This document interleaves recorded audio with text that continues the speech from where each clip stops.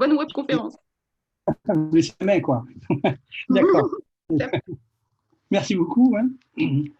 Ouais, bonsoir à tout le monde. Bonsoir mesdames, bonsoir messieurs. Hein. Je vais vous présenter ce vaste sujet de la coordination SPS, un sujet qui fait quelques polémiques et qui crée parfois chez les maîtres d'ouvrage et les maîtres d'œuvre quelques différences qui ne sont pas toujours voilà, très sympas.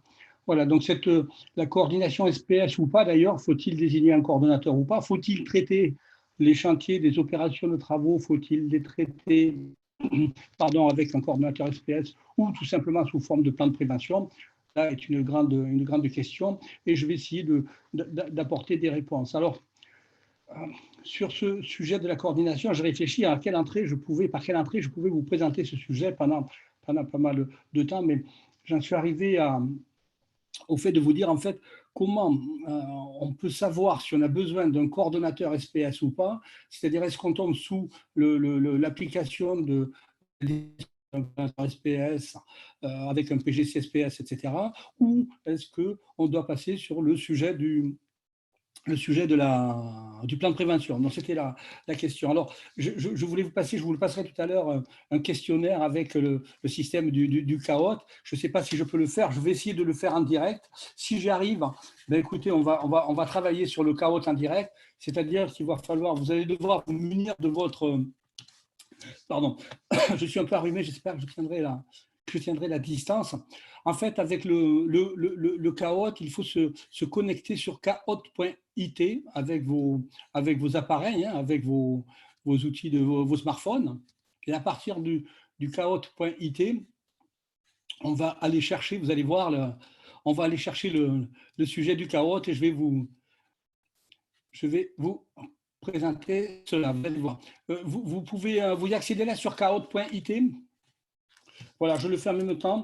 Vous allez voir progressivement, il va s'afficher un code, en fait, hein, que vous allez devoir saisir.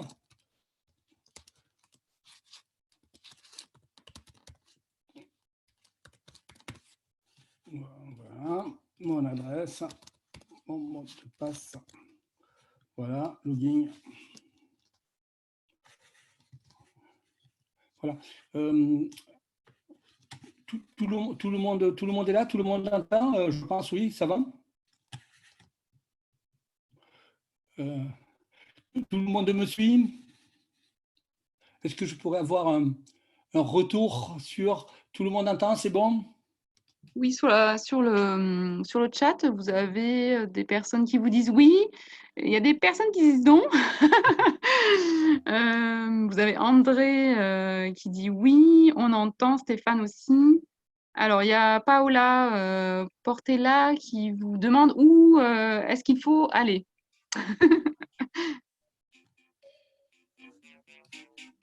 Donc, je suppose que les personnes ont pu se connecter sur caot.it. Voilà.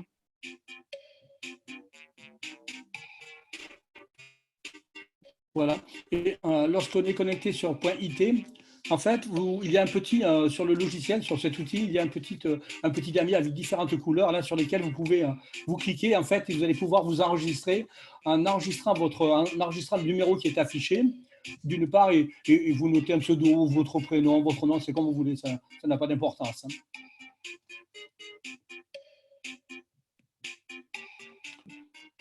Monsieur Razat, est-ce que vous pouvez partager votre écran sur Internet pour qu'ils puissent voir un peu pour aller sur le site? Partager. Voilà, là, oui, voilà, comme ça, ils voient, c'est bien.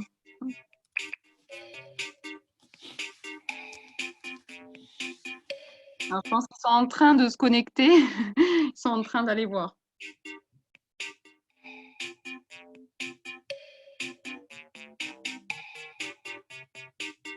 On fait des manipulations en direct. Hein. Oui, mais c'est très bien, moi, je trouve. Ça fonctionne très bien. Hein. Bon, après, il faut juste que les personnes se connectent. Mais...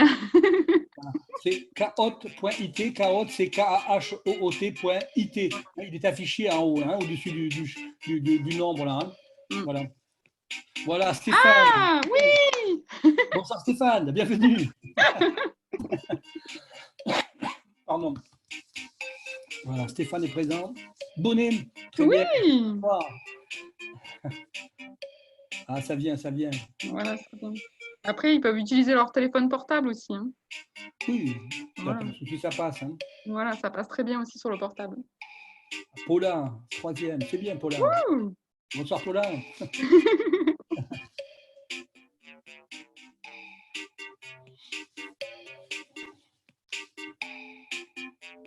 Paula, Stéphane.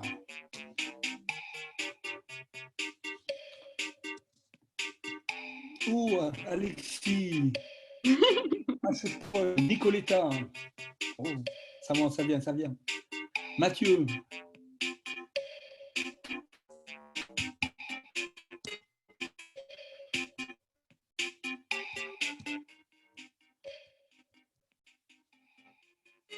La connexion Internet est instable.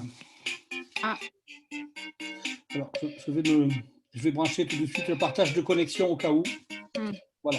Bon, après, moi, on vous entend bien. Hein. Vous m'entendez bien, là, ça va? Franchement, ça va. Hein. En tout cas, pour l'instant, ça va. Voilà. André qui est arrivé. Mathieu aussi, oui, j'avais vu. 7 personnes. Bon, au total, normalement, ils sont 22. Bon, je ne sais pas si tout le monde... Peut-être que tout le monde n'a pas de smartphone ou d'ordinateur à proximité, quoi. Hein. Voilà, Amandine qui arrive.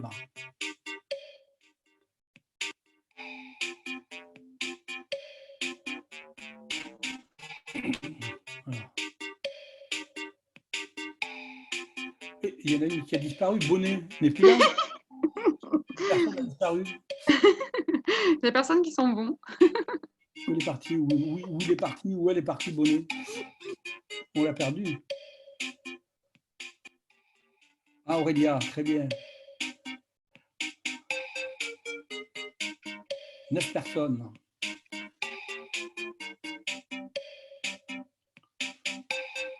Ah, Julien. On est passé à 10.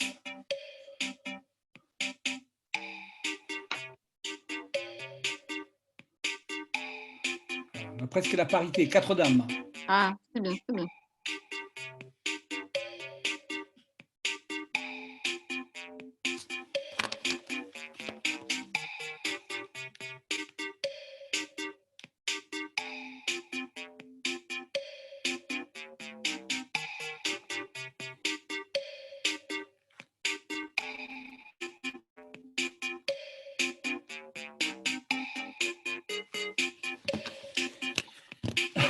Ah, il y a quelqu'un qui s'est retiré. Qui c'est qui s'est retiré? On est redescendu à 9.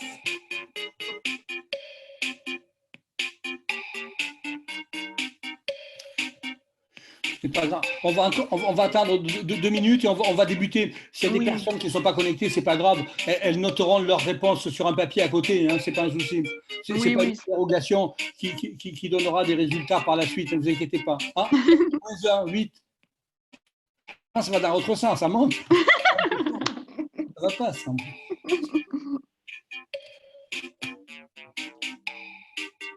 Ah, 9. Ah, quelqu'un qui revient. Allez, encore un autre, au moins un.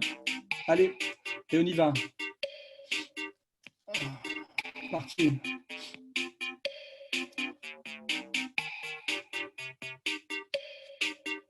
Allez, un autre, on y va. Allez, dès qu'on passe à 10, hop, je clique sur Start et on démarre. Non? Pas de dixième? On y va? Allez, c'est parti. Voilà. Voilà. On y est, là, ça débute. Hein, le quiz va débuter. Alors, qui désigne le CSPS? Vous m'entendez là? Ça entend bien? Vous m'entendez? Oui, moi, il n'y a pas de souci, on vous entend bien. Très bien. Voilà. Qui désigne le CSPS? Le maître d'œuvre, le maître d'ouvrage? Le maître d'ouvrage et le maître d'œuvre, je ne sais pas. Il suffit de cliquer, de sélectionner la bonne couleur. Et on va voir. Alors, le maître d'ouvrage. C'est le maître d'ouvrage, c'est ça. bon résultat, 4 sur 9. Pour les travaux soumis à coordination SPS, il existe un niveau de chantier, 2 niveaux de chantier, 3 niveaux, 4 niveaux de chantier.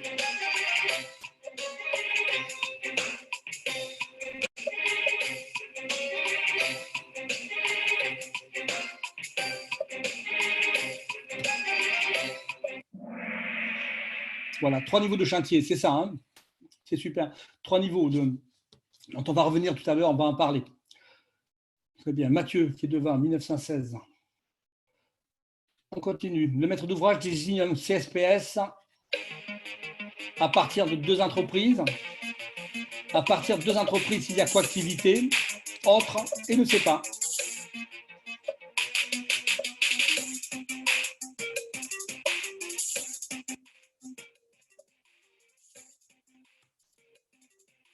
Très bien, tout le monde a répondu. Le bleu, à partir des entreprises, il y a coactivité. Et à partir des entreprises, eh ben, c'est aucun des deux, en fait, c'est autre. Et souvent, effectivement, on a tendance à penser qu'à partir de 2 entreprises, il y a obligation de désigner un coordonnateur SPS. Ben, ce n'est pas tout à fait ça, pour une raison simple, en fait, c'est qu'il n'y a pas de chantier, ou rarement un chantier, il n'y a pas au moins 2 entreprises présentes. C'est très, très, très, très, très rare, c'est très exceptionnel. Donc, c'est pas à partir de 2 entreprises, c'est avant, il y a un autre paramètre dont on va parler tout à l'heure, qui fait qu'on devra désigner un coordonnateur ou pas. S'il y a alors 2 entreprises ou pas. Mais il y a, tous les chantiers sont pratiquement tous avec de la coactivité. Donc, c'est un autre point, mais ce n'est pas, en tout cas, à partir de 2 entreprises, s'il y a coactivité. Mathieu est toujours devant. Alors, le CSPS est placé sous l'autorité de sa société, du responsable de la maîtrise d'œuvre, du chef de chantier, du maître d'ouvrage.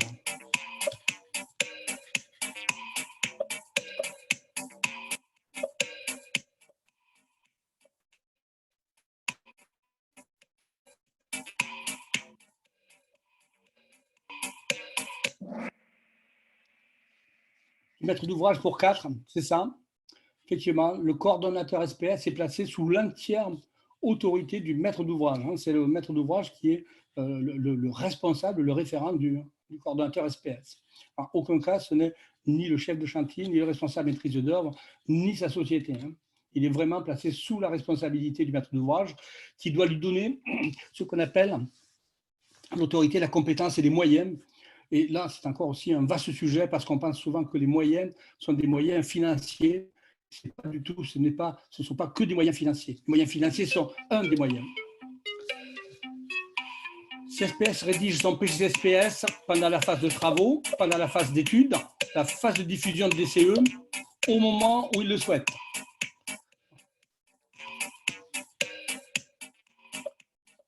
Oui, ça monte, 5, 6. Pendant la phase d'études, tout à fait. C'est pendant la phase d'études que le PGC SPS va voir le jour, c'est-à-dire c'est au fur et à mesure, juste après sa désignation, en fait, que le coordonnateur va commencer à rédiger son PGC SPS. Puisque le PGC SPS partit du DCE. Réglementairement, le DIO doit comporter une page, 20 pages maximum, 40 pages maxi, 60 pages et plus. Je ne dirais pas qu'il y a un piège sur cette question, mais un petit peu quand même. 5, 6, 7, 8. Yes. Alors, des personnes ont répondu une page, d'autres ont répondu 20 pages maxi.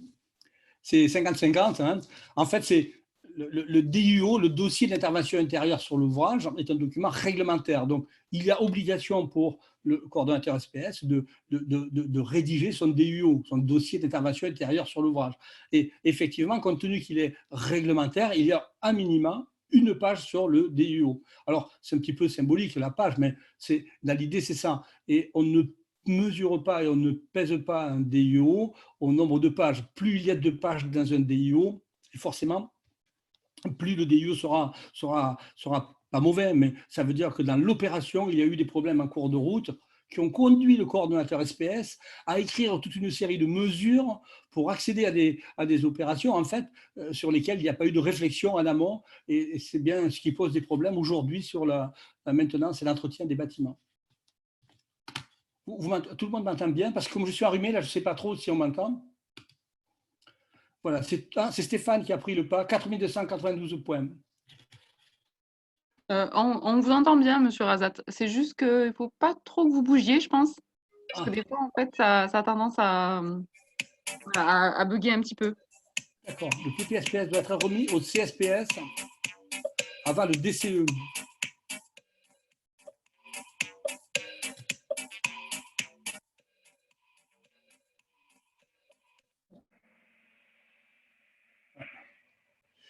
C'est bien le bleu, hein. C'est faux. Le PPSPS, par nature, ne peut pas être remis au coordonnateur SPS en face pendant le DCE pour une raison simple, c'est que le PPSPS doit coller au PGC. Et pour coller au PGC, l'entreprise doit avoir auparavant, par la réglementation, effectué une visite sur site qui lui permettra, visite sur site avec le coordonnateur, donc ça veut dire qu'il a été retenu, une visite sur site pour pouvoir et devoir rédiger son PPSPS qui sera adapté à la fois aux besoins signalés dans le PGC-SPS, d'une part, et d'autre part, adapté à l'ensemble de l'opération. Donc, le PPSPS ne peut pas être remis, ne doit pas être remis au CSPS pendant le DCE.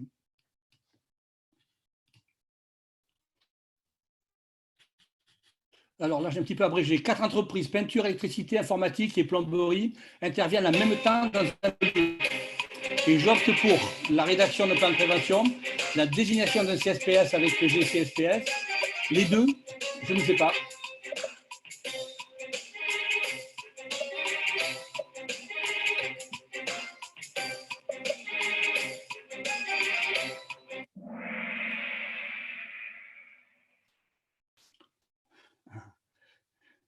Bon, on a choisi le bleu, on a choisi aussi le marron avec 3 réponses, et on a choisi le 1.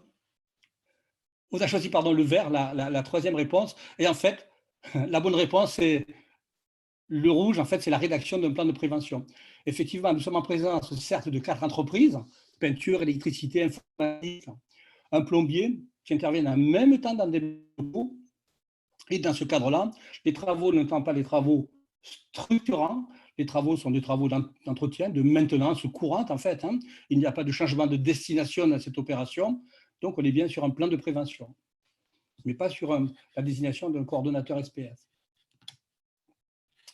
Et c'est d'ailleurs sur ce type j'allais dire, pas d'erreur, mais de confusion que naissent en fait un tas de problèmes et de mauvaises relations avec les CSPS, parce que quand un CSPS se retrouve à rédiger un PGC SPS alors qu'on est en plan de prévention, forcément que son PGC SPS, on le retrouve, il est relativement vide parce qu'il n'y a rien à mettre à l'intérieur. On ne peut pas enrichir ce PGC. Donc, c'est bien un plan de prévention qui doit glisser là. C'est bien un plan de prévention, oui, qui doit être rédigé. Stéphane, 4290. Pour les travaux sous plan de prévention, la durée ne peut pas dépasser 2 semaines. C'est vrai, c'est faux, ça dépend des travaux, je ne sais pas.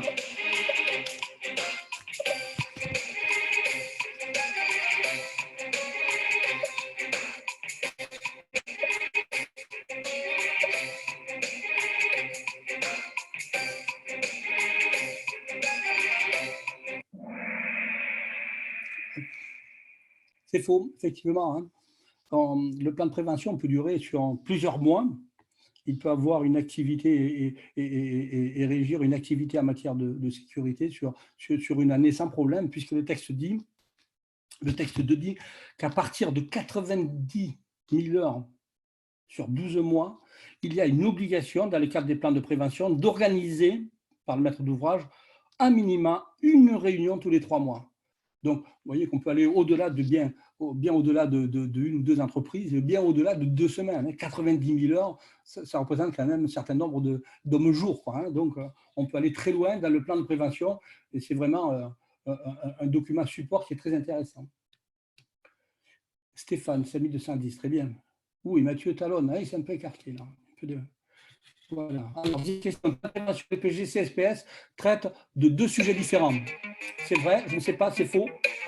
C'est le maître d'œuvre qui décide.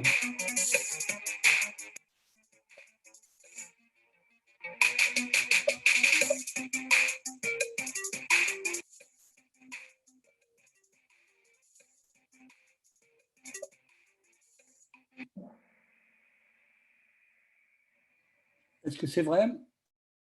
Ben oui, c'est vrai. Il traite de sujets différents.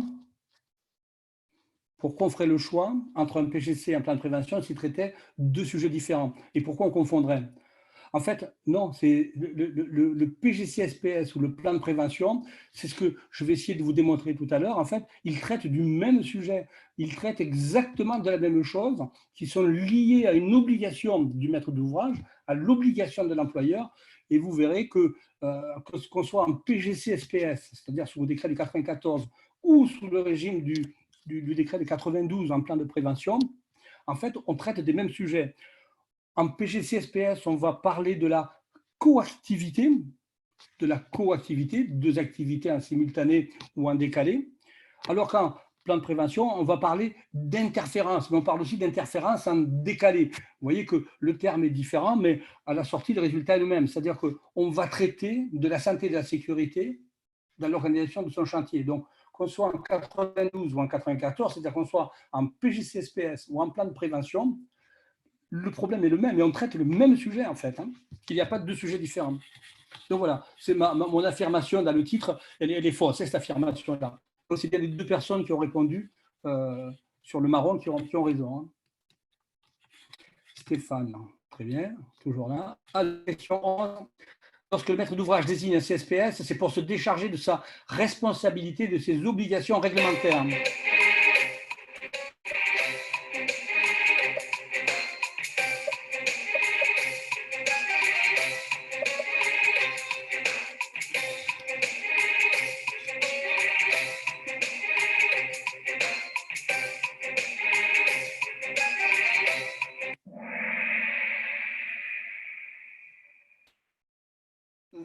Un réglementaire pour se décharger. Alors, vous avez répondu en bleu, c'est l'application de la réglementation. Alors, l'application de la réglementation, oui, effectivement, on doit appliquer la réglementation, mais mon affirmation, en fait, elle est complètement fausse. C'est faux parce que le maître d'ouvrage ne peut pas se décharger de sa responsabilité.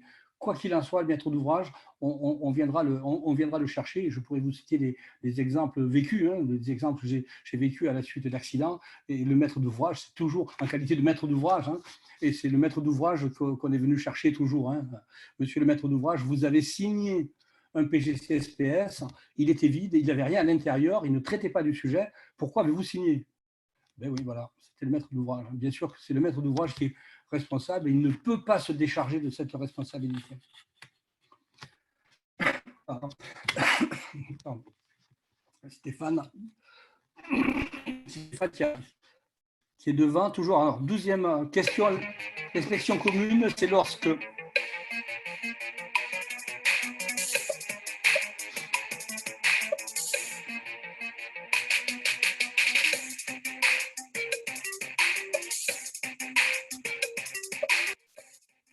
allez, 6, 7, on arrive à 8. C'est bien, super. Alors, l'inspection commune, c'est pour les plans de prévention et ou les PGC, effectivement.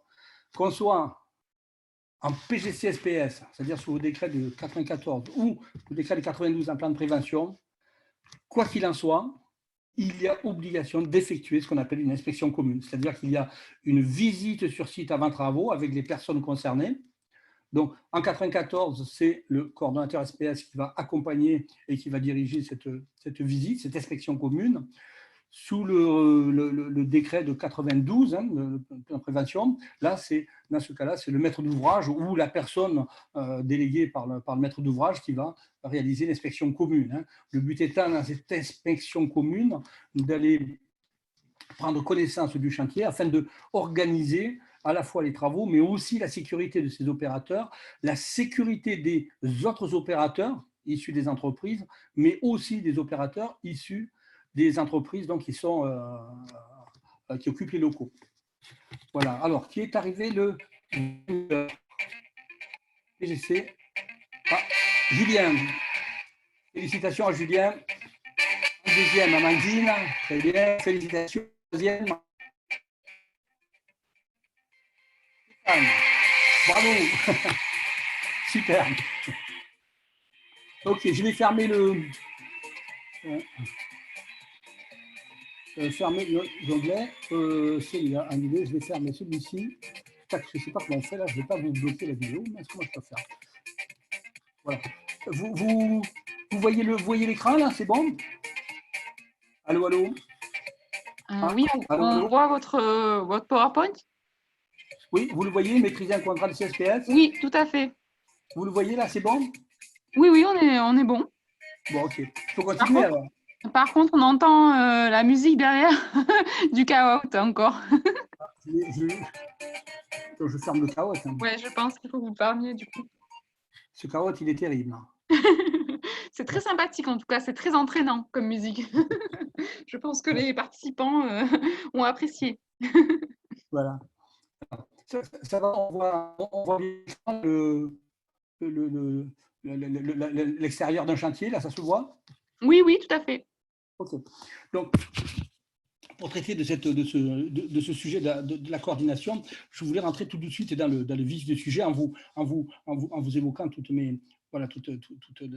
ces principes-là. Avant, j'ai pensé qu'il était peut-être préférable de prendre une entrée un petit peu différente de celle que je prends habituellement. Et au lieu de vous dire, ben voilà, dans ce cas, on prend un coordonnateur SPS, et dans ce cas, on va gérer du plan de prévention, compte tenu de votre métier, hein, de votre spécificité, de votre spécialité, de votre compétence, il y a un point sur lequel vous ne pouvez pas trop, comment dire, passer sous le paillasson, sous silence, c'est le fait de connaître les obligations du maître d'ouvrage, connaître les obligations de l'employeur. Et là, souvent, on a quelques petits sujets un petit peu inquiétants, et on a tendance à penser que le coordonnateur intervient pour la phase de travaux, c'est-à-dire on dit, voilà, on va désigner le coordonnateur SPS dans les textes, on va le désigner dès le début de la phase de conception, c'est-à-dire dès le début, dès qu'on a réfléchi un petit peu sur le sujet, on dit bien, on désigne le coordonnateur SPS, et à partir de là, le coordonnateur va commencer à rédiger son PGC SPS. Ok, mais on se dit, le coordonnateur, en fait, il est trop utilisé aujourd'hui, trop utilisé pour la gestion du chantier. On l'utilise pour la gestion du chantier. Or, le coordonnateur SPS, depuis longtemps, j'ai essayé de l'utiliser, entre guillemets, ce n'est pas péjoratif dans mes propos, hein, mais d'utiliser le coordonnateur, pas sur l'organisation du chantier, mais de l'utiliser notamment pour toute la partie qui va suivre, c'est-à-dire tout ce qui a trait à l'entretien et à la maintenance. Parce que finalement, sur un bâtiment, quand un bâtiment, on a réfléchi dessus pendant la phase de conception, ça prend 2, 3, 4, 5, 6 mois, 1 an, 2 ans. Voilà, on a réfléchi 2 ans, le projet sort, le projet se réalise, il se construit pendant 1 an, 2 ans, 3 ans, le projet est réalisé, 3, 4 ans, 5 ans, il est fait, voilà. Mais là, on part pour des années à assurer de la maintenance. Et là c'est là qu'on rencontre des problèmes. Pourquoi on rencontre des problèmes? Parce que souvent, on a oublié en phase de conception des points de détail qui vont faciliter le travail de la maintenance. Faciliter le travail de la maintenance. Oui, dans les temps qui courent aujourd'hui, hein, vous savez que l'argent coûte cher, hein, je ne vais pas vous l'apprendre, il y a des fêtes de bois pour tout le monde, hein, moi aussi, l'argent coûte cher. Et aujourd'hui, les maîtres d'ouvrage ont besoin qu'on les accompagne pour réduire notamment les coûts de maintenance. Et pour réduire les coûts de maintenance, alors, je vais prendre un exemple qui est très simple, hein, c'est le travail en hauteur et la maintenance de tous les équipements qui sont sur les toits. Je suis un petit peu, voilà, pas très content en qualité de maître d'ouvrage. Quand je vois sur un toit terrasse, par exemple, sur un toit plat, on va enherber, on va faire mettre super, on met des équipements techniques super, et on va voir à côté pousser des lignes de vie. Et là, je me dis, mais à quoi bon des lignes de vie? Pourquoi on ne rehausse pas très légèrement les acrotères de 10, 15 cm, 20 cm, Et pourquoi sur ces acrotères, sur un plan incliné vers l'intérieur qu'il se voit, on n'accrocherait pas tout simplement des garde-corps fixes à demeure? Ça veut dire quoi? Ça veut dire que pour le maître d'ouvrage, quand il va soit envoyer ses opérateurs, hein, ses travailleurs, les personnes, ses salariés, ou si ce sont des personnes d'une entreprise extérieure, ben, il va réduire les coûts. Pourquoi? Parce que sur un toit qui est protégé en protection collective, un toit qui est protégé avec des garde-corps, ben, il n'y a plus besoin d'être à deux personnes, un seul suffit, premier point. Le deuxième, plus besoin de formation au travail en hauteur, puisqu'il n'y a pas de risque de chute de hauteur, au même titre que quand on va se promener sur un balcon, on n'a pas besoin d'avoir une formation au travail en hauteur sur un balcon. Si on enlève le premier point, donc, on arrive à gérer cette opération-là. Ça veut dire que si la personne peut monter seule, ça veut dire qu'on enlève aussi tout le matériel qui est lié au travail en hauteur. C'est-à-dire qu'on va lever tout ce qui est harnais, tout ce qui est longe, tout ce qui est crochet, etc.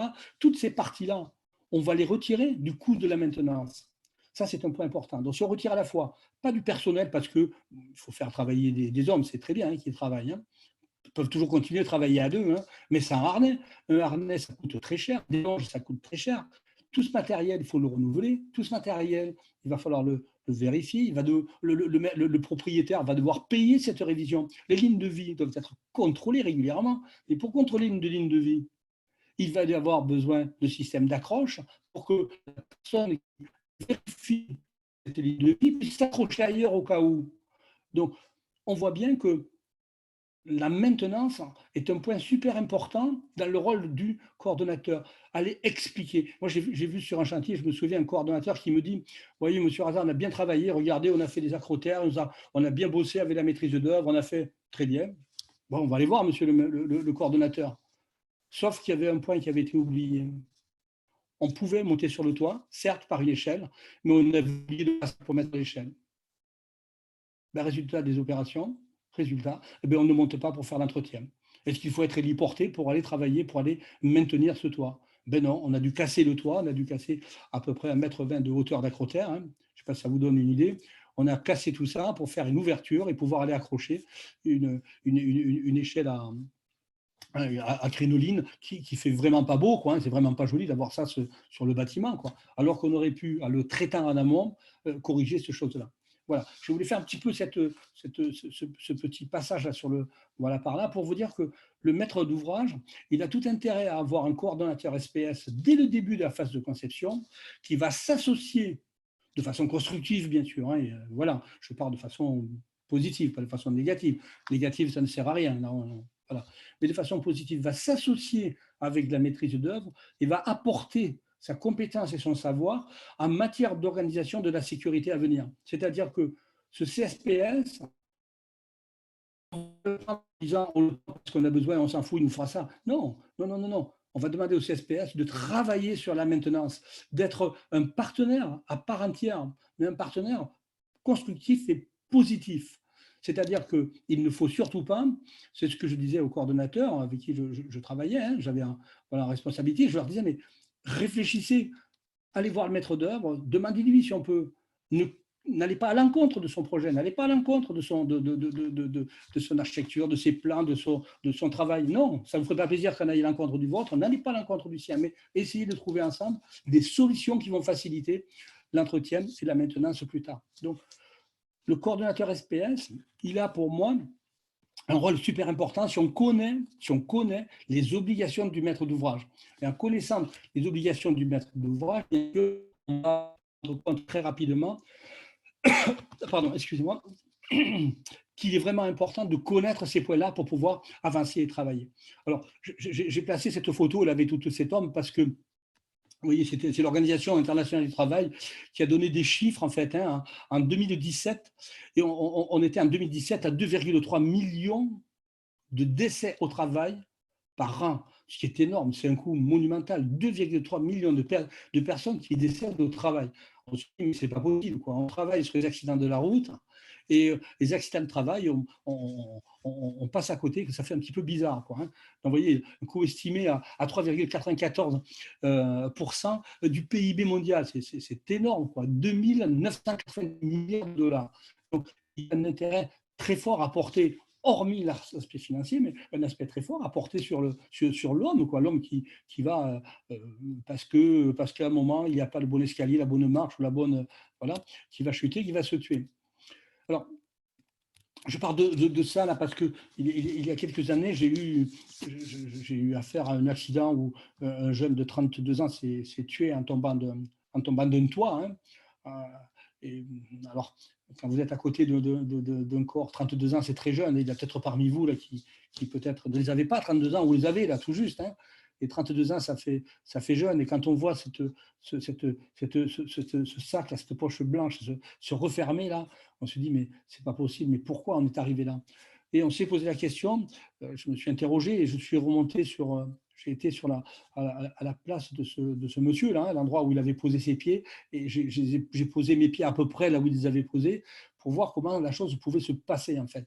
Et en fait, je vais dire, c'est par l'aspect, par la vision, en fait, je comprends qu'il soit tombé, quoi. Ça ne me choque pas trop qu'il soit tombé. Ça me fait pas plaisir, quoi, mais ça c'est sûr, hein, ça c'est clair. Mais voilà, j'ai compris un petit peu la démarche. Et alors, bien sûr, il y avait le coordonnateur SPS qui était à côté de moi et qui me dit, Monsieur Raza, il me dit, vous avez voulu les lignes de vie, vous les avez. Il me dit, vous avez vu le résultat, le gars il est mort, parce qu'il est mort accroché à sa longe de harnais. Pourquoi? Parce que tout simplement, il a placé dans son dos une longe avec un dérouleur qui n'était absolument pas conforme avec l'opération qu'il réalisait. Donc du coup, quand il a chuté et son dérouleur n'a pas bloqué, et comme son dérouleur n'a pas bloqué, eh ben, qu'est-ce qu'il a fait? Il est arrivé en bas, exactement comme s'il avait eu, mais alors comme s'il n'avait rien, quoi, là, le dos, hein, vraiment, il est tombé, il s'est écrasé en bas, quoi, hein. Voilà, c'est impressionnant parce que, alors, ce qui est terrible, c'est qu'il se passait en sécurité, en fait, avec son harnais et son enrouleur dans le dos, et en fait, non, pas du tout, il n'était pas du tout en sécurité, au contraire, il était surexposé. Ben, tout ça parce qu'à un moment, on n'a pas traité ce qu'on appelle la maintenance ultérieure, et il est arrivé, donc à la suite de ce décès, un patron de l'époque, hein, et il me dit qu'est-ce que l'inspection du travail va nous demander. Et je lui dis l'inspection du travail va nous poser une question. Je ne sais pas à quel moment, mais l'inspection du travail va nous poser une question. C'est qu'avez-vous prévu pour la maintenance ultérieure? Et là, on va être mal parce que je ne sais pas quoi répondre. Il me dit on a prévu quoi? Si on avait prévu quelque chose pour la maintenance ultérieure, on l'aurait utilisé aussi pendant la phase de travaux et on aurait quand même réglé pas mal de choses. Alors que là, non, on n'a rien fait, quoi. Là, on n'est pas bien, quoi.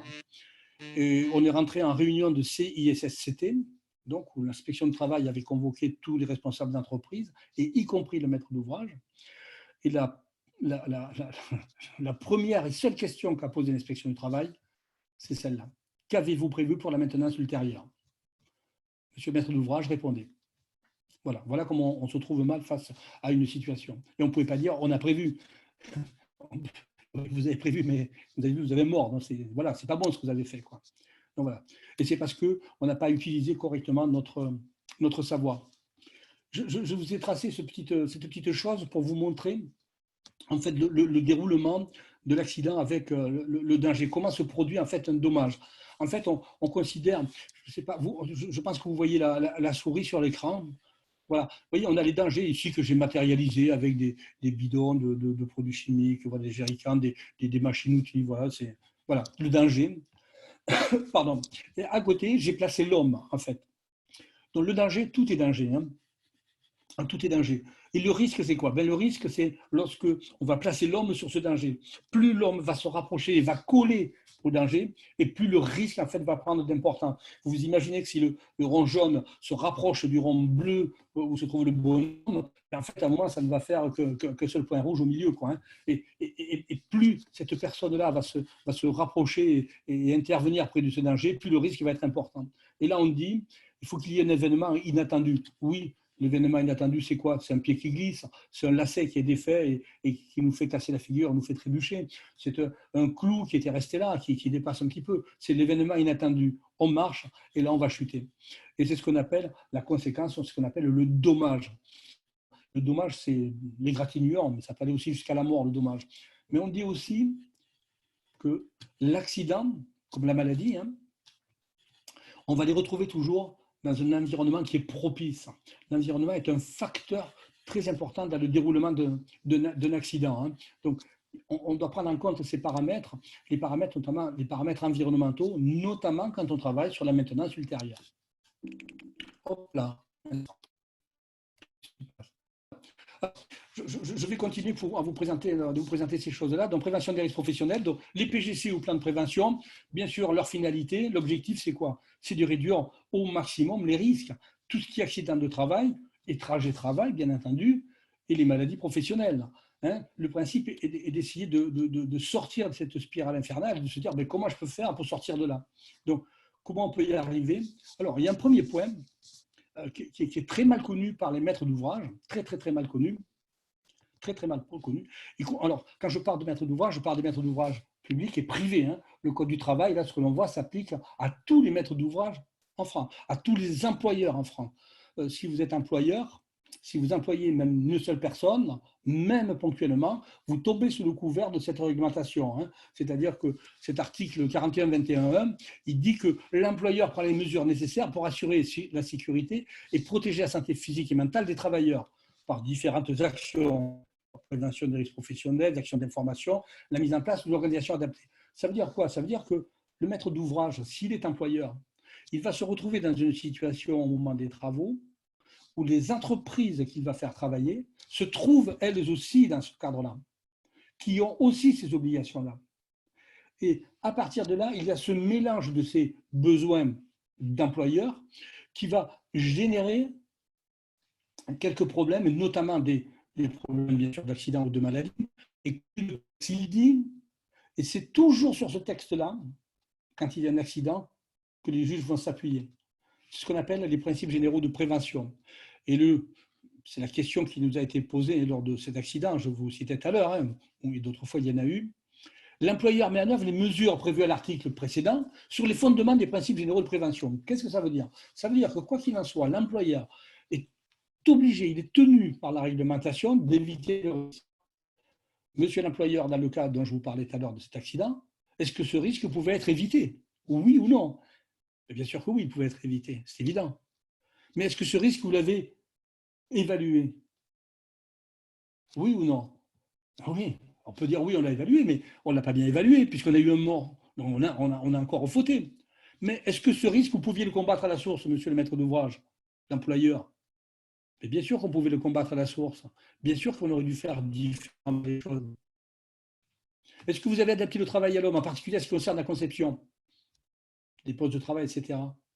Mais non, on ne l'a pas fait. Si on avait adapté le travail à l'homme, il ne serait pas tombé. Tenir compte de l'état d'évolution de la technique. Mais bien sûr qu'on n'a pas tenu compte. Si on avait tenu compte de la technique, on aurait. On aurait. Pardon. On aurait. Oh là là. Je ne sais pas si vous entendez, j'ai un feu d'artifice à côté de chez vous. Voilà, je ne sais pas, il doit y avoir un anniversaire, je ne sais pas ce qui se passe. Voilà. On parle de limiter le travail monotone et le travail cadencé. Donc, et on dit ensuite, pardon, tenir compte de l'état d'évolution de la technique. Ben oui, en matière de chute de hauteur, est-ce qu'on a tenu compte de l'évolution de la technique? Est-ce que cette personne aurait dû porter un enrouleur pour système d'accroche? Ben non. Pourquoi elle n'aurait pas dû porter l'enrouleur? Parce que techniquement, on sait que les enrouleurs ne sont efficaces. Les enrouleurs sont avec une suspension en hauteur. Or là, la ligne de vie, elle était à environ 25-30 cm du sol, de la partie du toit sur laquelle il travaillait. Donc forcément qu'une ligne de vie qui est à 25, même 30 cm, lorsque la personne va chuter accrochée à cette ligne de vie, l'enrouleur ne va pas fonctionner. Il aurait dû, cet enrouleur, être au-dessus. Mais techniquement, on ne l'a pas fait. Et on dit donc remplacer ce qui est dangereux par ce qui ne l'est pas. Ben oui, c'est évident. Planifier la prévention en intégrant un ensemble cohérent, la technique, l'organisation, etc. Et là, sur le point 8, comme vous pouvez le noter, je l'ai placé en gras au point 8, parce que ça, c'est une des priorités. Et je sais que la directe est très sévère là-dessus. Et elle va rechercher toujours ces mesures de protection collective. Est-ce que vous avez dans votre réflexion, monsieur le maître d'ouvrage, parce que c'est le maître d'ouvrage qu'on vient voir chaque fois, hein, est-ce que vous avez pris les mesures de protection Pourquoi vous n'avez pas donné la priorité sur les mesures de protection collective? Et ça, c'est une des questions qui revient à chaque fois. Alors, la collective, c'est, tout à l'heure, je vous ai parlé du toit, hein, avec les garde-corps, qu'il faudra faire vérifier aussi une fois par an, quoi, hein, voilà. On va les faire vérifier, les garde-corps, mais on ne vérifie pas à chaque fois qu'on monte. Donc, les mesures de protection collective, ça sera des garde-corps sur un toit. La ligne de vie n'est pas une mesure de protection collective, même si on peut s'y accrocher à plusieurs dessus, ce qui n'est pas très conseillé. Donc ça, c'est un point important, prendre des mesures de protection collective. Donner les instructions appropriées aux travailleurs. Là, on est encore sur un autre sujet où il y a des jurisprudences là-dessus où les employeurs n'ont pas donné des instructions appropriées, et bien sûr, il y a eu accident, quoi, hein. Et là, les jurisprudences sont sévères avec les maîtres d'ouvrage et les personnes qui n'ont pas donné des instructions appropriées. Donc ça, c'est un point très important. Il est dit toujours, on se fiche du code du travail, hein, messieurs, dames. Ce que je veux vous montrer, c'est vous faire apparaître, c'est l'idée, le contexte dans lequel le coordonnateur SPS va travailler et dans lequel vous aussi, vous allez vous placer, quoi qu'il en soit. Il est dit que l'employeur, compte tenu de la nature des activités d'établissement, évalue les risques pour la santé et la sécurité des travailleurs, y compris dans les choix de procédés de fabrication, des équipements de travail, des substances, préparations chimiques, etc., dans l'aménagement ou le réaménagement des lieux de travail ou des installations et dans la définition des postes de travail. Mais qu'est-ce qu'il est dit dans l'article L 4531-1 du Code du travail? Il est écrit que lorsque des travaux sont mis en œuvre, il y a une obligation pour le maître d'ouvrage de mettre en place les principes généraux de prévention en associant le maître d'ouvrage, le maître d'œuvre et le CSPS. C'est une obligation, c'est-à-dire que déjà dès le départ, dans le cadre de cette mission-là, de la désignation d'un coordonnateur SPS, le texte fait référence tout de suite à ce que je suis en train de vous présenter. Le texte fait référence à ces sujets-là, à ces articles-là. Donc, vous voyez l'importance de connaître sur ce sujet-là pour pouvoir ensuite aller mettre en place et mettre en pratique la suite de la situation. Alors, à la suite de cette évaluation, l'employeur met en œuvre des actions de prévention. Okay, ça, c'est ce qu'on va retrouver sur les chantiers. Mais il ne pourra mettre en œuvre des actions de prévention que si effectivement, en amont, on a quand même réfléchi sur le sujet, hein, et notamment sur le croisement et la coactivité des activités. Vous voyez que l'employeur, lorsqu'il confie des tâches, compte tenu de la nature des activités d'établissement, prend en considération les capacités de l'intéressé.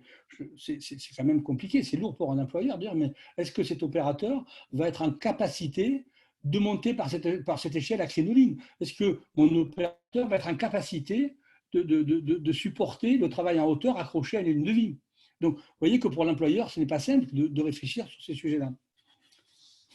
Il dit quoi encore, ce code du travail? Il dit que lorsque dans un même lieu de travail, les travailleurs de plusieurs entreprises sont présents, les employeurs coopèrent à la mise en œuvre des dispositions relatives à la sécurité. C'est-à-dire que quand vous avez un chantier qui se réalise, qu'il soit avec coordonnateur ou sans coordonnateur SPS, y compris avec vous, hein, puisque vous savez que pour les collectivités de moins de 5000 habitants, le maître d'œuvre, l'architecte, peut être le coordonnateur SPS, hein, si le maître d'ouvrage lui demande. Donc, par nature, sur le niveau 3 de la coordination SPS, l'architecte peut être le coordonnateur SPS, à niveau 3, je parle. Hein, voyez. Et cette chose-là, voilà, quand le texte dit « Lorsque dans un même lieu de travail, les travailleurs de plusieurs entreprises sont présents, les employeurs coopèrent à la mise en œuvre des dispositions relatives à la santé et à la sécurité au travail ». Ça veut dire quoi? Ça veut dire que là, dans l'organisation et dans l'enchaînement de vos activités, de vos actions,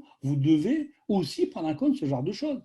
Et alors, soit vous le faites, je sais que ça se fait, les choses se font quand même, hein, voilà, on ne part pas de zéro, quoi, hein, donc les choses se font, mais ce que je voudrais faire, c'est appuyer sur ces sujets-là parce que vous pouvez être confronté à ces choses-là. Mais dans votre réflexion, même s'il y a un coordonnateur ou pas de coordonnateur, ce point-là doit être vérifié en permanence.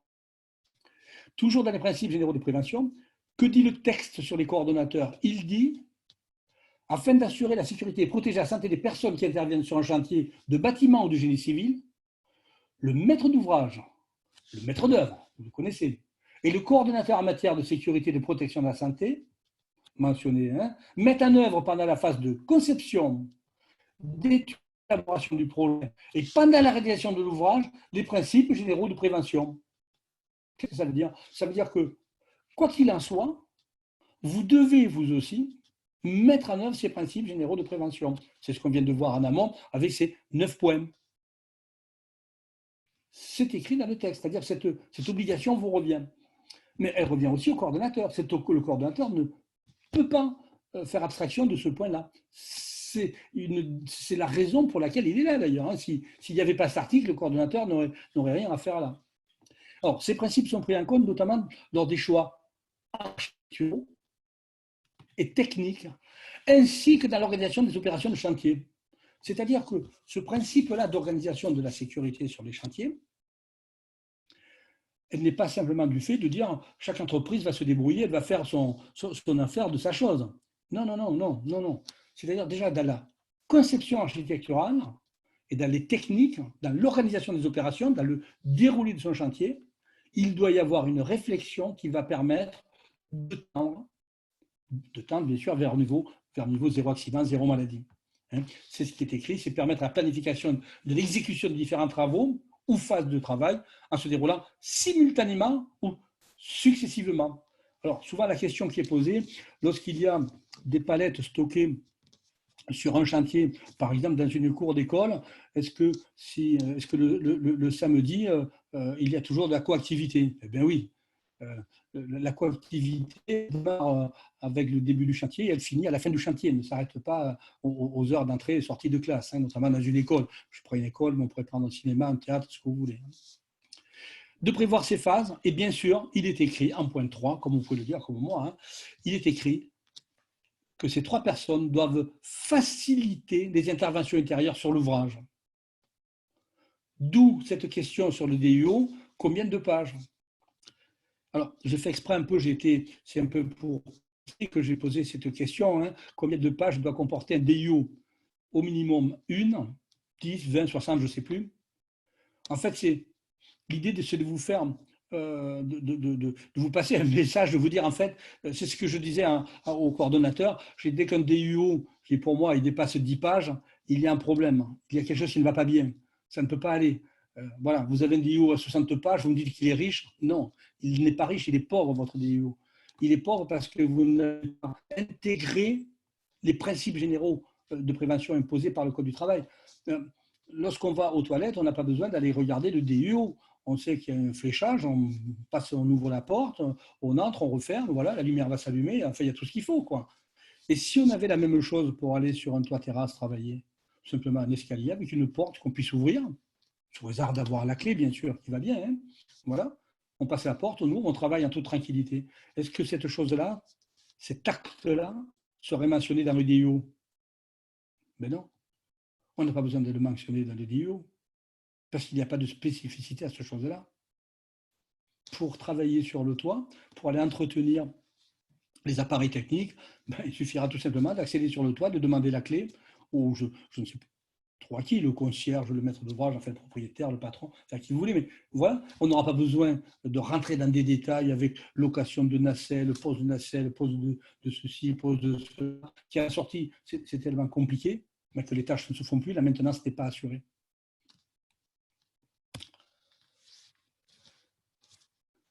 Je vous disais tout à l'heure, pour les opérations de bâtiment ou de génie civil, vous voyez que ce n'est pas de moi, de génie civil entreprise par les communes ou groupements de communes de moins de 5000 habitants, le maître d'œuvre peut se voir confier sur délégation du maître d'ouvrage l'application des principes généraux de prévention prévus au premier alinéa de l'article 4531-1, ainsi que les règles de coordination prévues au chapitre 2.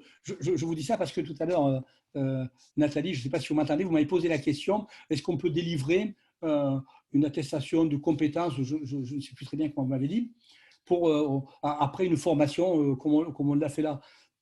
Je vais vous dire, la première, le fait d'être architecte déjà, vous avez cette capacité qui vous est donnée par cet article du Code du travail. L'article 4000, le L4531-2, il dit bien que le maître d'ouvrage, en fait, le maître d'œuvre peut se voir confier sur délégation du maître d'ouvrage l'application des principes généraux. C'est-à-dire que vous êtes le coordonnateur SPS du chantier. Vous êtes à la fois la maîtrise d'œuvre et la coordination. Vous assurez les deux.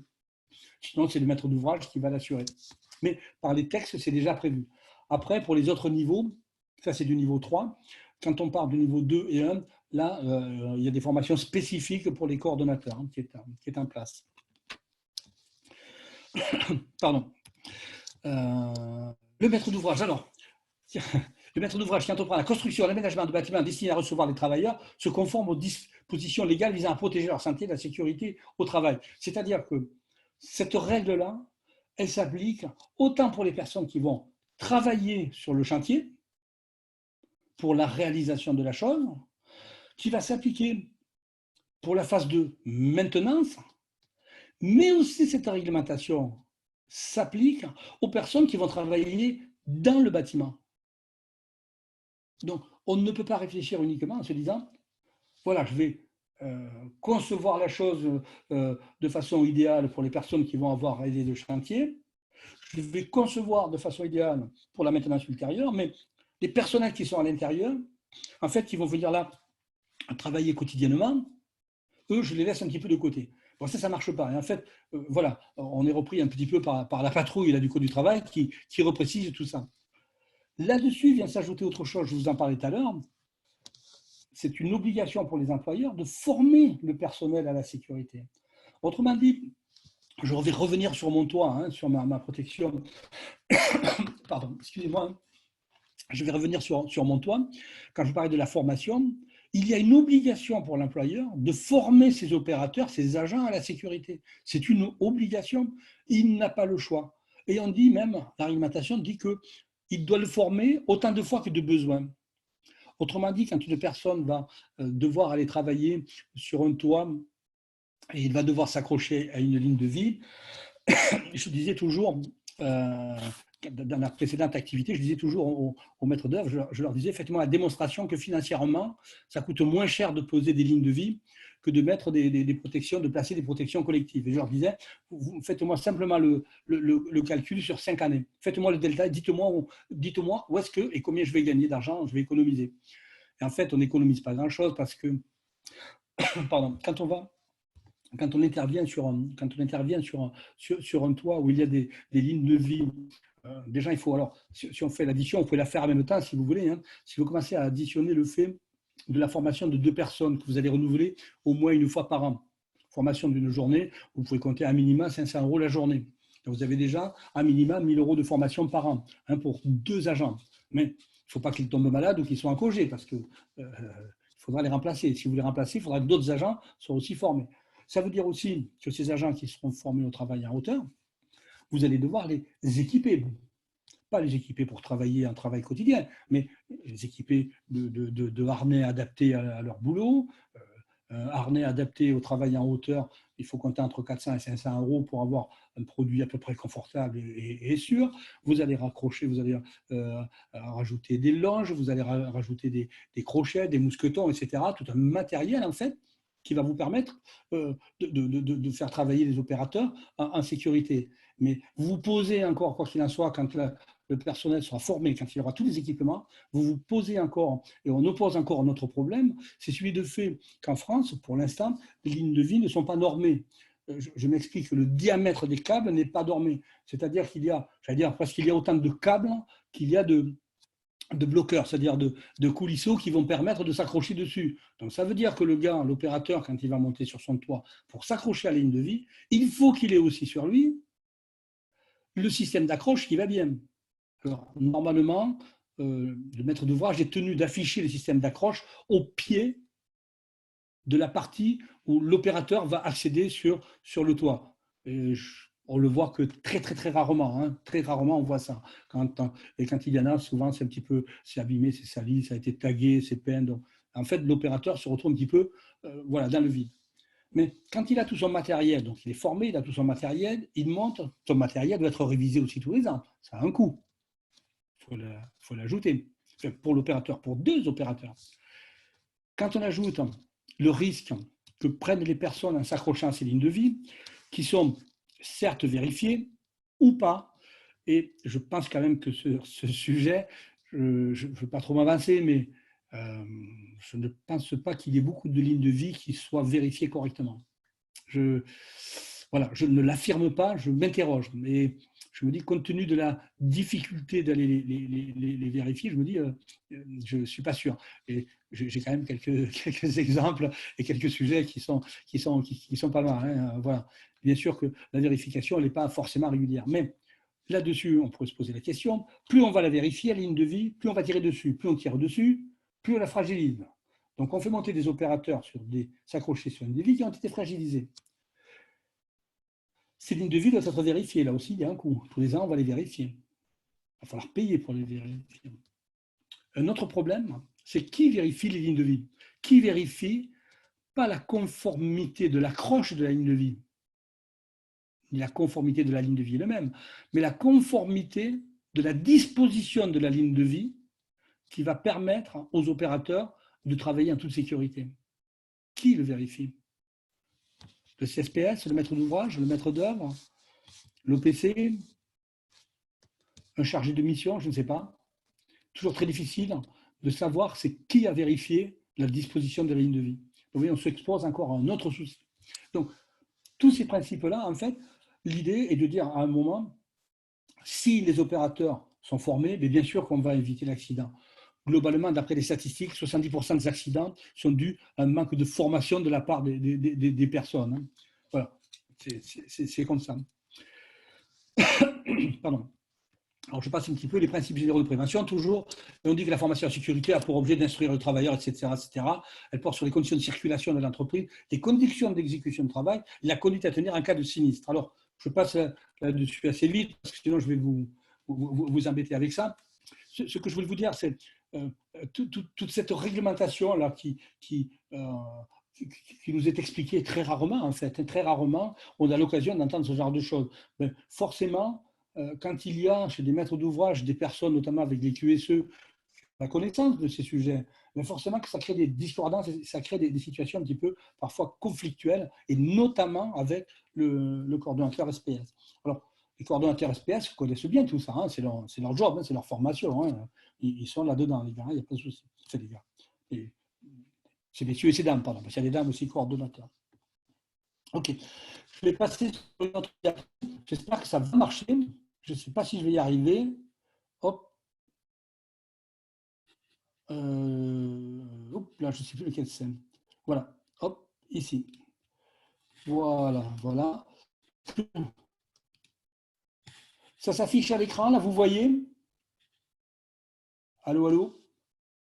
Allô, allô, allô? Oui, oui. Vous voyez l'écran, on voit très bien votre écran, oui. D'accord. On voit bien les différents cadres, les différents tableaux? Absolument. Ah, super. On voit travaux urgents au milieu? Oui. Très bien. On parle du même tableau, alors ça va. Voilà. Alors, ce tableau, quand il est comme ça, là, si on vous le pose à la figure, là, devant le nez, il est un peu compliqué à comprendre, quoi, hein, il est un peu lourd, mais je vais vous l'expliquer, vous allez voir, il est très simple en fait. Hein. C'est moi qui l'ai fait, donc forcément que je le trouve simple. Quoi, hein. Il y a du côté, il y a du côté gauche et en bleu, ici, on retrouve en fait tout ce qui est lié au plan de prévention. Décret, application du décret du 92. Hein, le 92 158 du 20 février. Et à droite, en rouge, ici, on retrouve en fait ici en rouge tout ce qui est lié au décret de 94, donc avec la désignation de coordonnateur SPS ou pas. Voilà. Et quelques petites relations entre les deux. Vous voyez, au milieu, en haut, tout à fait en haut, avec la souris, je ne sais pas si vous voyez, il y a écrit intervention de maintenance. Alors, il peut y avoir de la maintenance avec désignation d'un coordonnateur ou sans désignation de coordonnateur SPS. Alors, comment on peut faire la différence? Je vous ai dit qu'on y reviendrait dessus. Entre tout à l'heure, je vous ai dit que ce n'était pas à partir de deux entreprises qu'on désignait un coordonnateur. C'est un élément, mais ce n'est pas l'élément essentiel. Auparavant, il y a un autre paramètre dont on ne parle que très peu, et je vous en parle, hein, j'en parle en formation, j'en parle pas en webconférence, mais je vous donnerai la raison de ces choses-là parce que je me suis penché, ça fait plus de 20 ans que je me penche là-dessus et que je peux pas avec mon bâton là-dessus. J'ai beaucoup travaillé avec la CARSAT et la Direct. Ce tableau, d'ailleurs, la Direct me l'a récupéré, ça leur a plu beaucoup. L'inspection du travail, ça leur plaît. Ça leur a plu, la CARSAT aussi l'a récupéré. Voilà, donc je vais revenir sur le côté travaux et opérations de BTP ou de génie civil.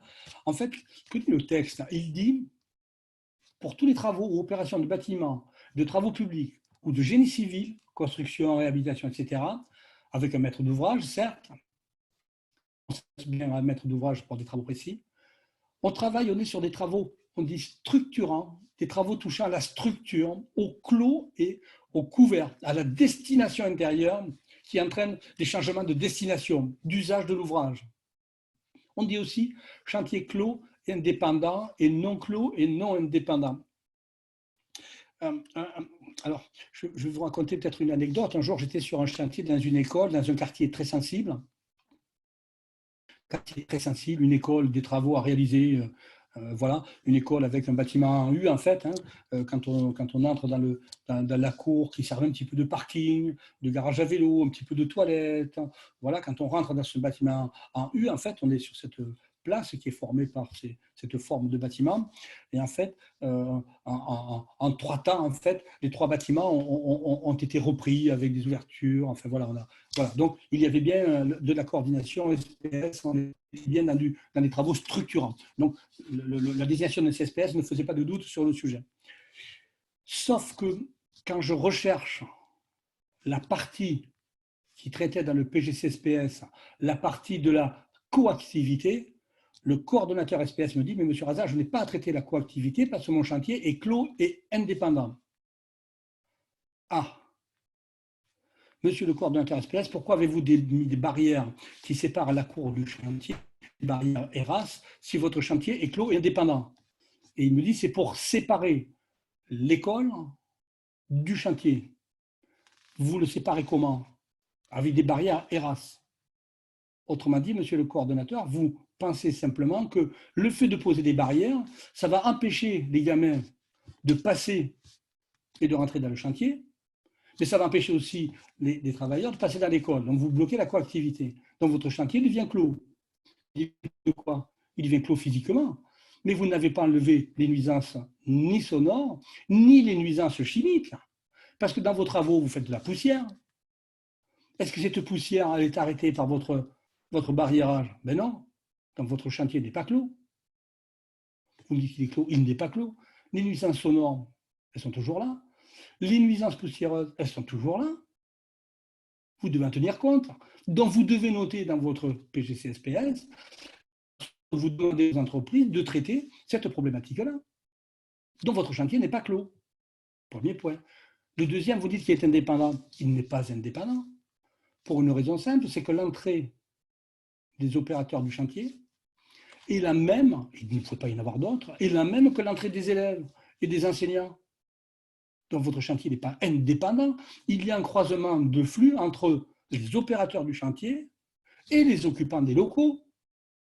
Le chantier n'est ni clos ni indépendant. Vous devez traiter la coactivité avec.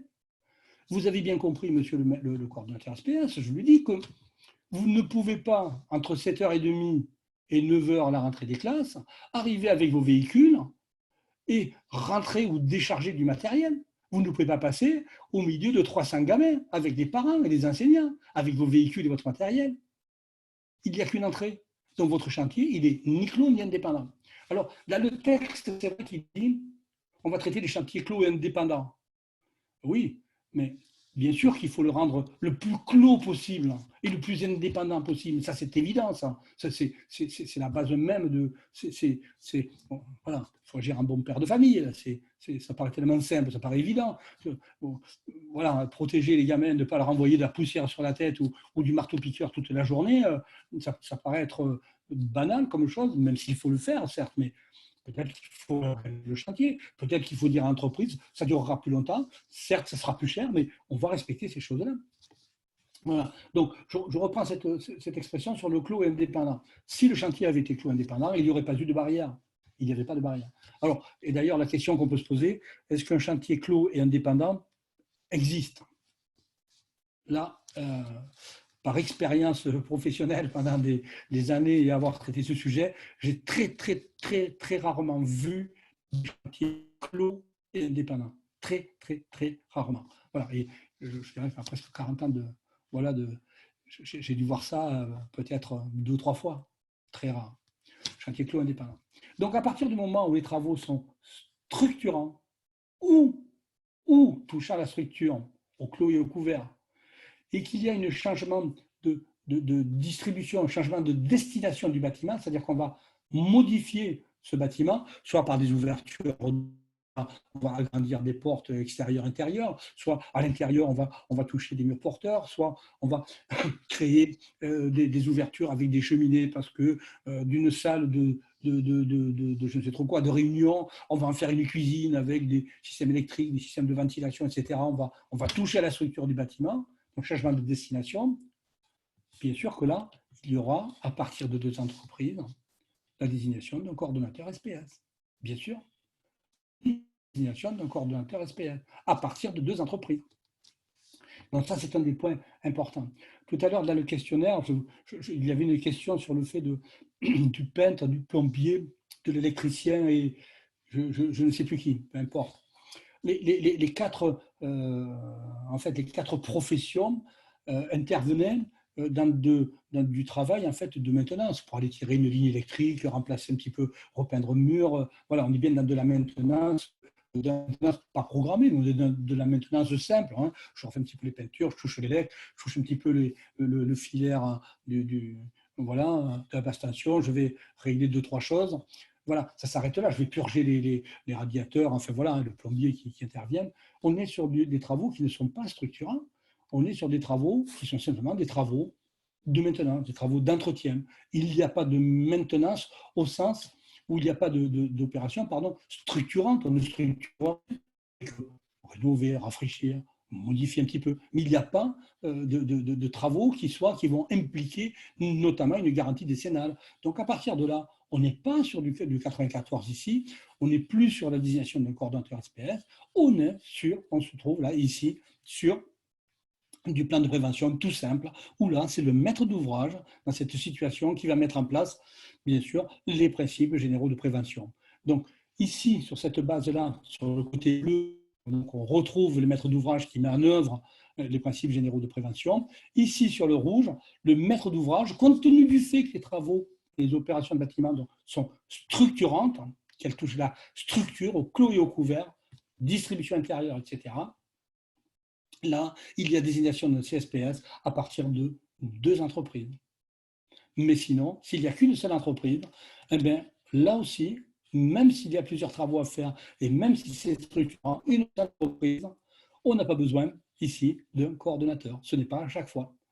Et je pense que les coordonnateurs, on regarde cette première ligne, hein, voilà, hein, après on approfondit plus tard, mais on regarde cette première ligne, cette première lecture de ligne, on peut constater tout de suite en fait que le coordonnateur SPS, je dirais pas en conclusion mais pas loin, je dirais que le coordonnateur SPS, on s'attribue, on le désigne bien souvent, on n'a pas besoin du coordonnateur SPS. Et qu'est-ce que ça génère quoi? Le fait de retenir un CSPS alors qu'on n'a pas besoin. Mais le pauvre, là, il s'ennuie. Qu'est-ce qu'il fait? Il ne peut pas apporter de plus-value à l'opération. Donc forcément qu'on va se retrouver avec un copier-coller. Et là, je défends le coordonnateur bec et ongle. Parce que ce pauvre coordonnateur, comment voulez-vous qu'il défende un projet alors qu'il n'a rien à toucher, quoi? Il n'a rien à faire. Il n'a rien. Et on lui dit, mais vous faites du copier-coller. Mais forcément qu'il fait du copier-coller. Forcément qu'il est obligé de faire du copier-coller. Voilà. C'est super important si on veut valoriser, et je suis pour valoriser le travail des coordonnateurs, et pour les valoriser, ces coordonnateurs, il y a plusieurs points. Il y en a un qui dit, pardon, excusez-moi, j'ai la gorge, j'ai la gorge qui s'en va un petit peu, excusez-moi, j'ai pris froid. Pardon. Donc, si on veut valoriser ce travail des coordonnateurs, on dit il faut leur donner, il faut qu'ils aient les moyens, la compétence et l'autorité. Alors, j'ai travaillé sur des marchés de coordonnateurs SPS et les pauvres, ils étaient payés voilà, au tarif horaire. Voilà, c'est même pas peine d'en parler, quoi, hein. Donc, on a décidé de multiplier pratiquement par 3 le tarif horaire des coordonnateurs SPS, mais avec certaines conditions. Et en multipliant par pratiquement 3 le tarif, le prix horaire, on n'a pas une prestation qui a forcément changé, hein, qui a forcément bougé. Par contre, on a montré aux coordonnateurs qu'on avait une autre considération de leur travail. Ça a été le premier point. Le deuxième point, j'avais intégré dans le marché public, j'avais intégré le fait d'une autorité donnée aux coordonnateurs SPS. Notamment, la première était de dire, si vous vous trouvez dans une situation avec un danger devant vous, qu'on avait listé de façon très simple, hein, globalement, hein, on s'était mis plus ou moins d'accord. C'était tout ce qui était proche d'un accident très grave, hein, c'est-à-dire la chute de hauteur, l'inhalation de mauvaise poussière, les produits chimiques, l'écrasement, etc., l'assouvissement. Le coordonnateur savait, c'était écrit, il avait pour obligation d'arrêter le chantier immédiatement. Il arrêtait le chantier. Il avait le pouvoir et le devoir d'arrêter le chantier. Donc, c'est aussi donner du moyen au coordonnateur. Il y avait dans ces moyens donnés au coordonnateur, il avait un numéro de téléphone, le mien, du maître d'ouvrage, et il savait que s'il y avait une décision sur un chantier qui ne s'arrêtait pas parce qu'une entreprise ne voulait pas arrêter la bêtise qu'elle était en train de commettre, il suffisait qu'il me passe un coup de fil, et c'est moi qui passais derrière, qui allais voir le sujet, et je peux vous dire que la situation s'arrêtait. Donc l'autorité qu'on peut donner au coordonnateur SPS, c'est aussi ça. Donc, alors l'autorité, c'est aussi les moyens. Hein, voilà, ça marche avec.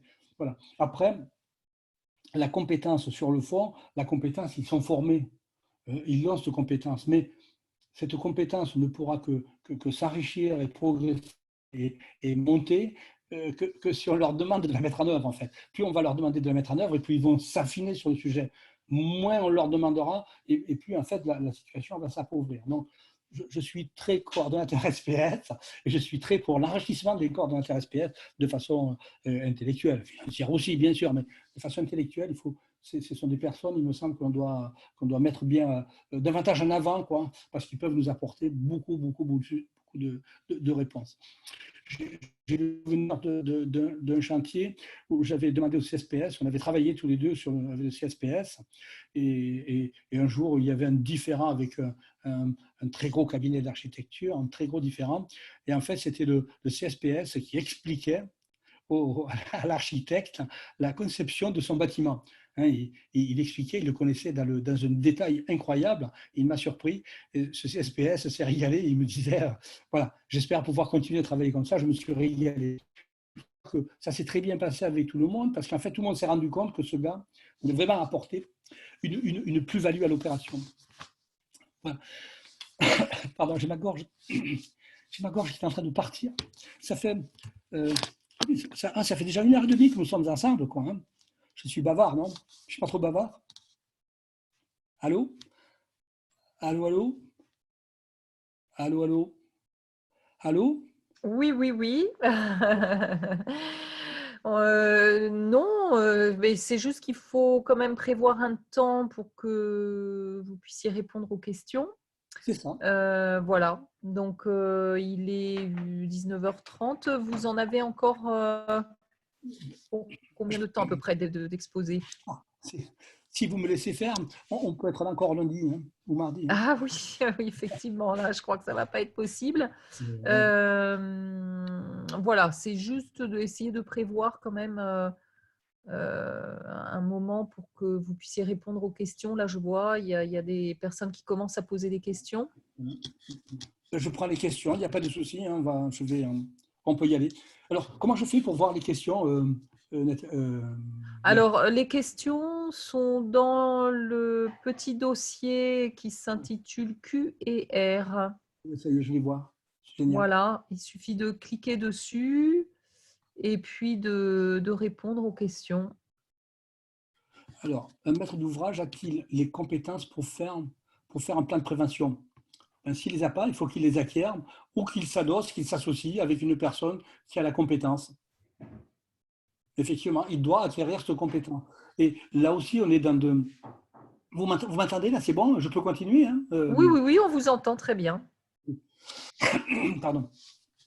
Oui, le maître d'ouvrage, effectivement, il est excellent, oui. Les maîtres d'ouvrage ne sont pas tous compétents pour faire ces choses-là. Mais leur obligation, quand même, l'article L 41-21-1, les contraint quand même à connaître ces sujets-là, qui sont négligés sur les maîtres d'ouvrage. Alors, et surtout, j'allais dire, chez les maîtres d'ouvrage publics, et plus publics que privés. Pourquoi les maîtres d'ouvrage publics?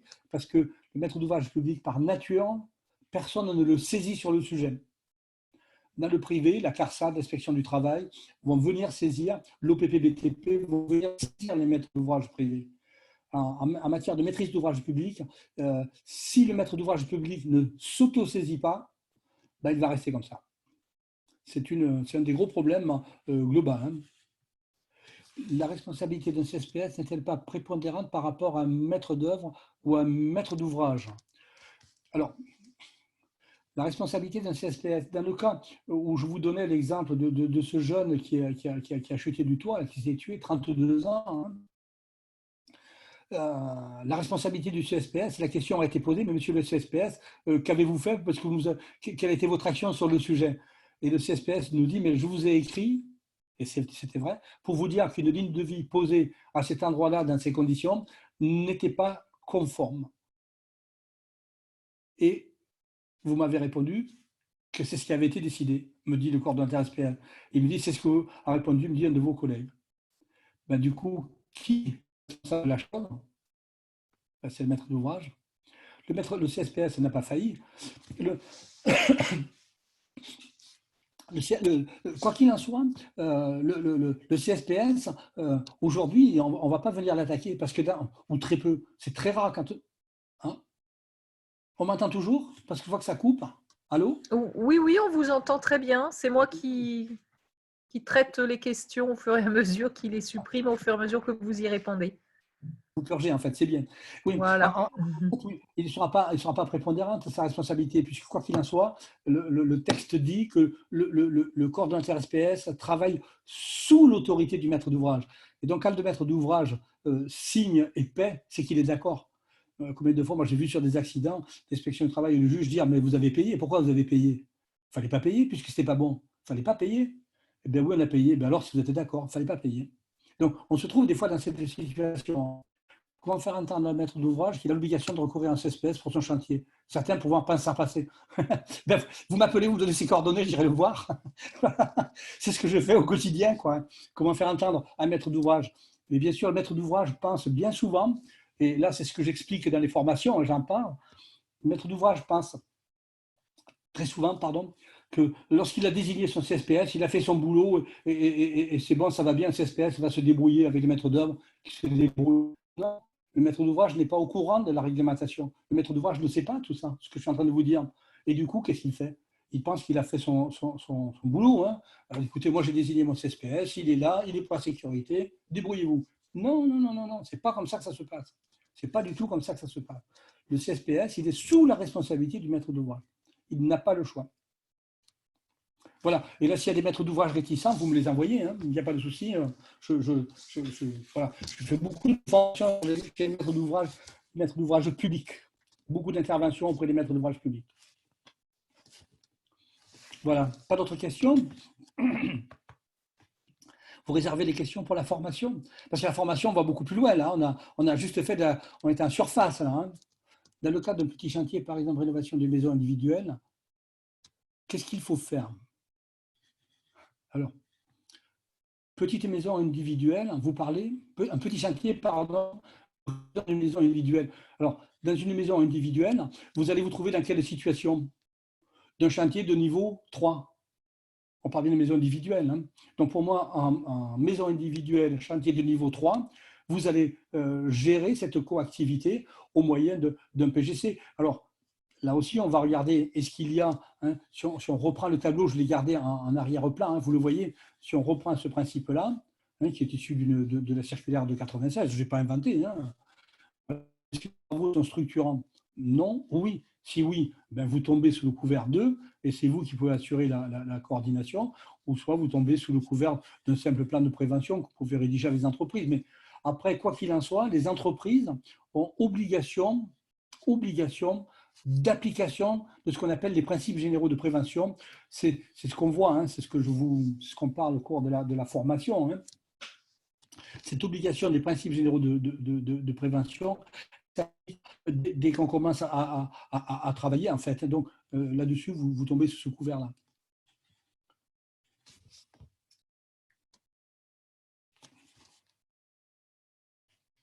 Alors, en ce qui me concerne, dans ma carrière, je n'ai jamais eu non plus. Je me souviens avant, il doit y avoir, il y a quelques années, il doit y avoir 4 ans maintenant, sur un chantier, un opérateur a chuté d'une échelle et il est mort. Hein. jeune opérateur. L'inspection du travail est arrivée sur les lieux, la police est arrivée sur les lieux, enfin, voilà, tout le monde était là, le SAMU, les pompiers, vous vous doutez, voilà. Et ce que nous a demandé l'inspection du travail, la directe, c'est est-ce que vous avez un plan de prévention ou un PGC-SPS? On ne nous a pas demandé si on avait un PGC ou un plan de prévention, dans le sens où est-ce que vous êtes en conformité avec ce texte-là?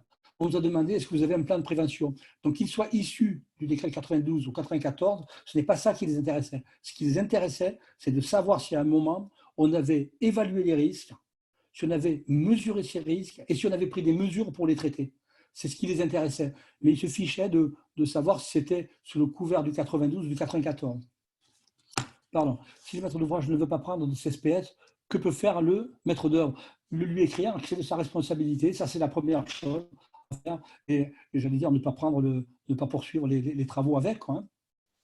Voilà. À moins que vous tombiez sous le couvert, mais c'est autre chose là, des travaux dont on parlait tout à l'heure, où vous pouvez vous gérer l'opération. Mais si vous tombez sous le couvert d'une opération avec un montant de niveau 3, par exemple, des montants supérieurs à 400 ou 500 000 euros, forcément, le coordonnateur, il est nécessaire, quoi. Vous n'avez pas le choix. Après, sur des petites opérations, mais tout dépend encore de l'opération. Mais le maître d'ouvrage n'a pas le choix, c'est le texte, hein. Le maître d'œuvre doit lui écrire, hein, au même titre qu'il n'y a pas que sur ce sujet-là, hein. Le maître d'œuvre doit écrire au maître d'ouvrage et le mettre face à ses responsabilités. Monsieur le maître d'ouvrage, conformément à l'article L 4531 du Code du travail, vous devez, compte tenu de l'opération, désigner un coordonnateur SPS, quoi, hein. Et là, le maître d'ouvrage, s'il dit non, moi je m'en fiche, je ne veux pas de coordonnateur SPS, on fera ça. Moi, je vous conseille de passer à côté, quoi, hein. Un jour ou l'autre, il y aura un accident grave, et ça, c'est pas bon, quoi. C'est pas bon pour vous, hein. Est-ce que le maître d'œuvre doit accepter la mission? Moi, j'aurais tendance à dire, je ne la prends pas, quoi. Je ne prends pas une mission sans sécurité. C'est la base même du travail en France, quoi, hein.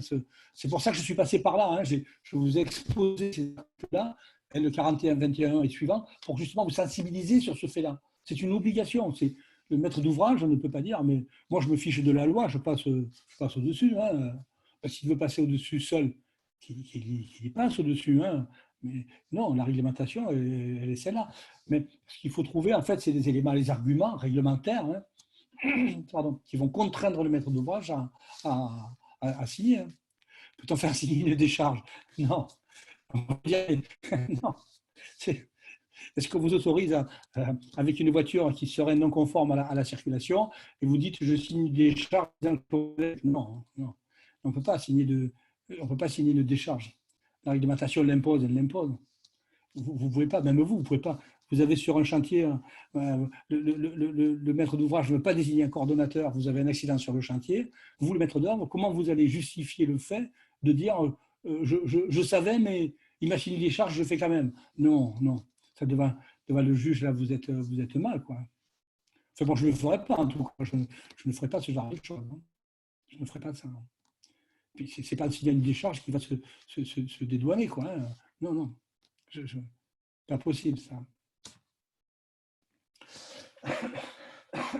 Pardon, excusez-moi. J'ai le rhume qui me rattrape. Voilà, pas d'autres questions sur la formation? Alors, quand je me souviens plus, elle a dit la formation, c'est très prochainement, hein. Voilà. On rentre dans le détail de tout ça, parce que là, on a un petit peu survolé, en fait, l'opération et l'organisation voilà, j'allais dire, c'est une mise en bouche, hein. Voilà, l'idée était de vous faire, au travers de ce diaporama, de ce webconférence, c'était de vous sensibiliser, de vous dire que le coordonnateur SPS n'est pas simplement voilà, un élément, quoi, non, il faut considérer ces choses-là comme le plan de prévention. Donc, on soit. Oui, Jacques, effectivement, pardon. La prochaine formation aura lieu à Toulouse le 4 mars, ça dure une journée. Oui. Et une session le 8 avril est également prévue à Montpellier. Je vous ai mis le lien dans le chat Ça vous Oui. mène directement sur la page. Ça vous permettra de voir le programme de la formation. Et puis, si vous êtes intéressé, que vous souhaitez vous y inscrire, il suffit de sélectionner le lieu et la date et de procéder à votre inscription. Voilà. Alors, je dirais, si vous avez des personnes, Nathalie, qui veulent s'inscrire, je demande à chaque fois que les personnes viennent avec des sujets de chantier réels, en fait, hein, pour travailler dessus. D'accord, Voilà, c'est hein. noté. Il y a de la théorie, certes, mais on met aussi en pratique avec des cas réels, des cas vécus tous les jours, quoi, la vie de tous les jours, quoi. Voilà. Il y a Très plus de bien. questions. Est-ce qu'il y a d'autres questions? N'hésitez pas.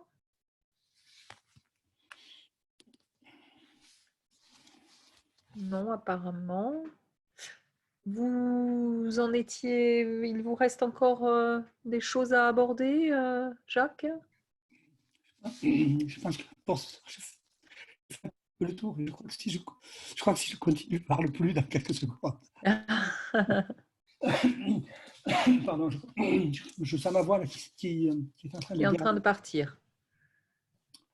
Et demain, j'assure toute une journée de formation sur le sujet. D'accord, d'accord. Donc, c'était juste pour savoir si votre exposé était terminé. Pour ce soir, pour moi, c'est terminé. D'accord, très bien. Eh bien, écoutez, dans ce cas-là, merci. Je pense que si nous n'avons pas d'autres questions, on va s'arrêter là. Voilà. Donc, question. Merci. D'accord. Pardon. Merci. Merci à vous aussi d'avoir participé. Ce webinaire est enregistré, donc on vous enverra l'enregistrement. De la même façon, peut-être Jacques, si vous m'envoyez votre support, on peut aussi envoyer le support aux participants. Comme ça leur permet d'avoir cette magnifique synthèse là que je vois. En fait, les Si vous êtes supports, je les d'accord. remets au moment des formations parce qu'ils comprennent l'intérêt de la chose, parce que là, on n'a pas tout vu, en fait. Bien sûr, oui, bon, c'est déjà une bonne approche, je pense.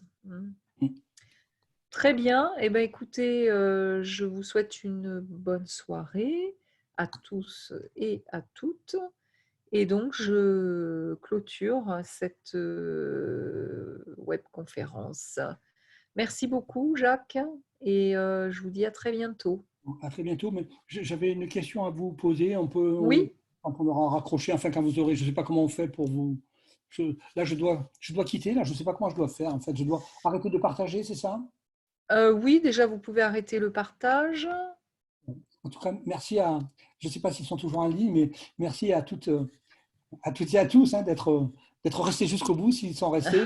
Et puis aussi pour vos questions et l'intérêt que vous avez porté à ce sujet, qui est un sujet super intéressant. Et vous aussi, parce que je vois que vous avez posé des questions. Écoutez, sinon, je peux vous appeler si vous voulez. Oui, d'accord, ça Hein, marche. par téléphone, ça va être mieux parce que... Voilà, d'accord? Ok, ça marche. Je vous appelle. À tout de suite. Allez, au revoir à tout le monde. Au revoir.